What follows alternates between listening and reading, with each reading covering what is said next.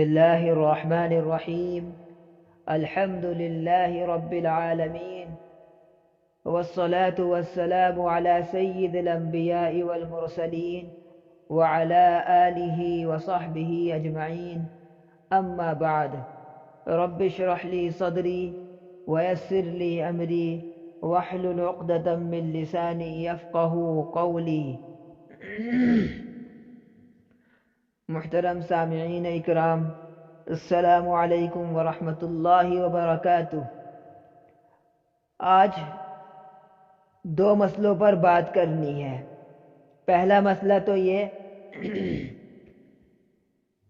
کہ اگر کوئی شخص کئی سالوں سے قربانی نہیں کر رہا تھا تو اس شخص کے لیے کیا معافی کی زندگی میں گنجائش ہے؟ شریعت نے کوئی طریقہ اس کے لیے متعین کیا ہے یا نہیں؟ دوسری چیز یہ کہ قربانی کا یعنی جانور کو ذبح کرنے کا مسنون طریقہ کیا ہے؟ تو پہلا مسئلہ یہ کہ اگر کوئی شخص ایسا ہے کہ جس نے غفلت میں اپنی زندگی گزار دی اور استطاعت اور حیثیت ہوتے ہوئے بھی اس نے قربانی نہیں کی، اور ایک نہیں، دو نہیں، تین نہیں، اس پر سالوں گزر گئے ہوں، تو ایسے شخص کے لیے شریعت کا کیا حکم ہے؟ حضرات فقہاء اکرام فرماتے ہیں کہ ایسا شخص ہر سال کے حساب سے ہر سال کے لیے ایک جانور کی قیمت پوری کی پوری صدقہ کر دے۔ دوسری صورت یہ کہ اگر کوئی شخص ایسا ہے کہ جس کے شہر، جس کے ملک میں کوئی ایسی خراب صورتحال بن گئی کہ وہ قربانی نہیں کر پا رہا ہے، کوئی بھی ایسی صورت بن گئی کہ اس کے اوپر قربانی کرنے کی پابندی لگ گئی، تو اس میں دو صورتیں نکلتی ہیں۔ ایک صورت تو یہ کہ وہ شخص جانور پہلے سے خرید چکا ہے، اور دوسری صورت یہ کہ اس نے ابھی جانور خریدا نہیں ہے۔ تو حضرات علماء اکرام فرماتے ہیں کہ اگر وہ شخص پہلے سے جانور خرید چکا ہے تو اس زندہ جانور کو ہی صدقہ کرنا اس کے لیے ضروری ہے، اور اگر وہ جانور نہیں خرید سکا ہے تو وہ جانور کی قیمت کا مکمل قیمت کا صدقہ کر دے۔ دوسرا مسئلہ یہ کہ ذبح کا مسنون طریقہ کیا ہے؟ بعض لوگ یہ سمجھتے ہیں کہ بس کسی بھی طرح سے کاٹ دو، کاٹنا ہی تو ہے اصل۔ نہیں محترم بزرگوں، دوستو، ہر عبادت کے اللہ رب العزت نے آداب متعین فرمائے ہیں، اور جن عبادتوں کو آداب کی اور سنتوں کی رعایت کے ساتھ کیا جاتا ہے وہ عبادتیں مزید درجات کی بلندی کا ذریعہ بن جاتی ہیں۔ ان عبادتوں میں کہ جن میں آداب اور مستحبات اور سنن کا لحاظ نہیں رکھا جاتا، وہ عبادتیں ہو تو جاتی ہیں لیکن کامل درجے کی نہیں ہو پاتی۔ لہذا ہم سب کو یہ بات بھی یاد رکھنی چاہیے، ہم چھوٹی سے چھوٹی روپے 2 روپے کی چیز بھی جب مارکیٹ سے خریدنے جاتے ہیں تو ہم لوگ اس بات کا بہت زیادہ خیال کرتے ہیں کہ ہمیں چیز ایسی ملے کہ جس میں کوئی بھی ذرہ برابر بھی کمی نہ ہو، پوری کی پوری قیمت ہماری وصول ہو جائے۔ بلکہ دل تو لوگوں کا یہ چاہ رہا ہوتا ہے اور کوشش بھی کر رہے ہوتے ہیں کہ کم قیمت پر قیمتی چیز مل جائے۔ تو ہمارا یہی نظریہ عبادات کے لحاظ سے بھی ہونا چاہیے کہ ہم جو ہیں جب کوئی عبادت کریں تو اس کے آداب، اس کے سنن، اس کے مستحبات، اس کے کامل ہونے کے جو طریقے شریعت نے متعین کیے ہیں ان کو اچھی طرح سے جانچیں نہیں، ان کو اچھی طرح سے جان لیں، سیکھیں، اور اس کے بعد پھر اپنی جانچ کریں کہ ہم ان تمام طریقوں پر پوری طرح سے اتر بھی رہے ہیں کہ نہیں اتر رہے، چل رہے ہیں کہ نہیں چل رہے، پھر اس عبادت کا مزہ ہی الگ ہو جائے گا۔ تو قربانی کا مسنون طریقہ کیا ہے؟ نمبر 1 پر تو اس بات کا بہت خیال رکھنا چاہیے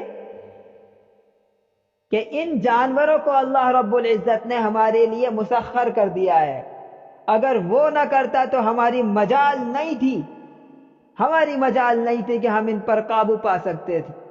اور پھر اللہ رب العزت نے نہ صرف مسخر کیا، ہم ان سے فائدہ اٹھاتے ہیں، نفع اٹھاتے ہیں،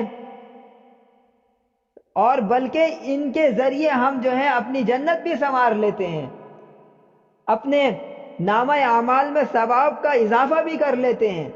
یہ کتنی عجیب اللہ رب العزت نے بات فرمائی، ہم پر انعام فرمایا۔ تو اللہ رب العزت نے جو آداب متعین کیے ہیں ان کا خیال کرنا ہم سب کے لیے بہت ضروری ہے۔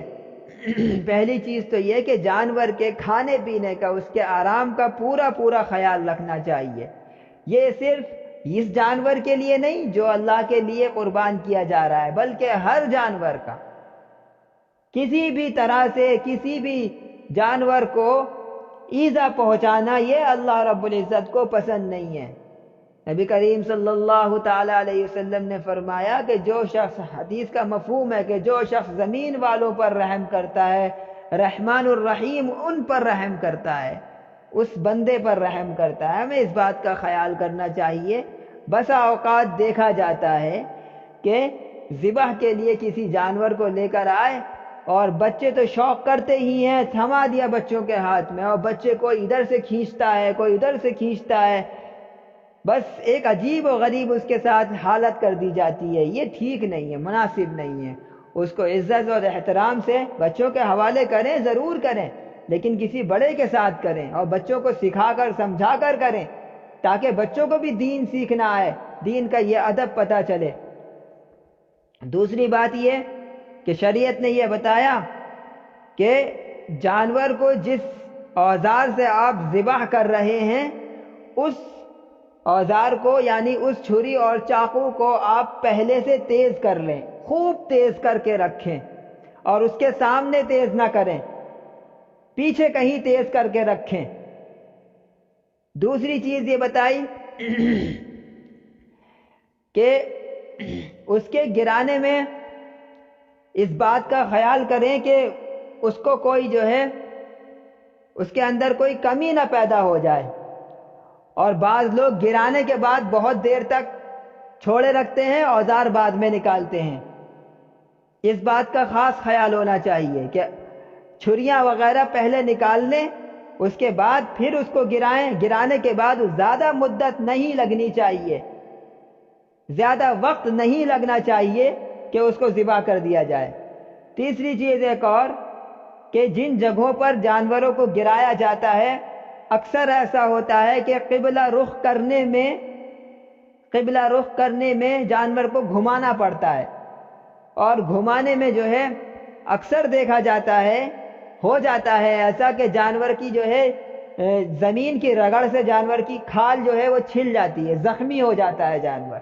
اس بات کا بہت خیال رکھنا چاہیے کہ یا تو آپ ایسے فرش پر اس کو گرائیں کہ جس پر اس کو گھمانے سے اس کے رگڑ نہ لگے، بلکہ زیادہ بہتر بات تو یہ ہے کہ گرایا ہی ایسے انداز سے جائے کہ اس کو زیادہ چوٹ نہ لگے، رگڑانا نہ لگے۔ اگر بائی چانس کسی ایسی جگہ سخت جو ہے زمین ہی ہے تو یہ کارپیٹ آتی ہیں آج کل، نئے چیزیں ہم لوگ تمام خریدتے ہیں، ایک کارپیٹ بھی مزید خرید لیں، اس پر گرا لیں کہ اس پر گرانے کے بعد جب گھمایا جائے گا تو وہ چکنی ہوتی ہیں، آرام سے جانور کسی طرف بھی گھوم سکتا ہے۔ ان باتوں کا خیال رکھیں۔ کہنے کا مقصد یہ ہے کہ یہ اللہ رب العزت نے ہمارے لیے ان جانوروں کو مسخر کیا ہے، ہمیں جو ہے ان کی تکالیف کا خیال رکھنا چاہیے۔ ذبح کرنا ہے یہ اللہ کے حکم سے کرنا ہے، قربانی کرنی ہے یا اللہ کے حکم سے کرنی ہے، لیکن اس کے لیے زیادہ ایذا کا سبب ہمیں نہیں بننا چاہیے۔ دوسری بات یہ کہ ذبح کا طریقہ کیا ہو، تو سب سے پہلی بات تو یہ کہ جس آدمی کو قربانی کرنی ہے وہ آدمی اپنی قربانی اپنے ہاتھ سے کرے، یہ بات سب سے افضل ہے۔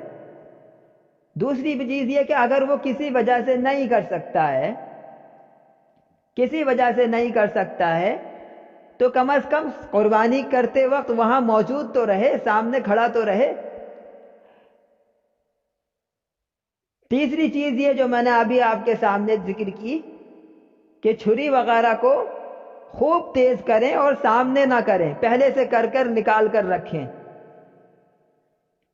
چوتھی چیز یہ کہ جانور کو بائیں پہلو پر قبلے کی طرف رخ کرتے ہوئے لٹائیں، یعنی اس کے پیر جو ہوں وہ قبلے کی طرف کو ہوں، اور اپنا دایاں پاؤں، رائٹ فٹ، اپنا دایاں پاؤں اس کے شانے پر رکھیں، اور پھر بسم اللہ اللہ اکبر کہتے ہوئے تیزی کے ساتھ چھری چلا دیں۔ اس میں اس بات کا خیال رکھیں کہ جیسے کہ ہمارے یہاں ہوتا ہے کہ ذبح کرنے والے کے ساتھ ساتھ ایک دو لوگ ہاتھ لگاتے ہیں، معاونت کرتے ہیں، تعاون کرتے ہیں، تو جتنے لوگ بھی قربانی میں معاونت کرتے ہیں ان سب پر بسم اللہ اللہ اکبر کہنا، بسم اللہ کہنا واجب ہے، سبھی لوگ پڑھیں۔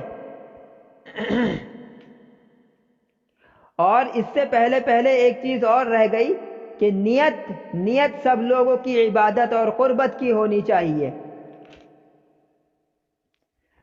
اور ایک آیت ہے انی وجہت وجہی للذی فطر السماوات والارض حنیفا وما انا من المشرکین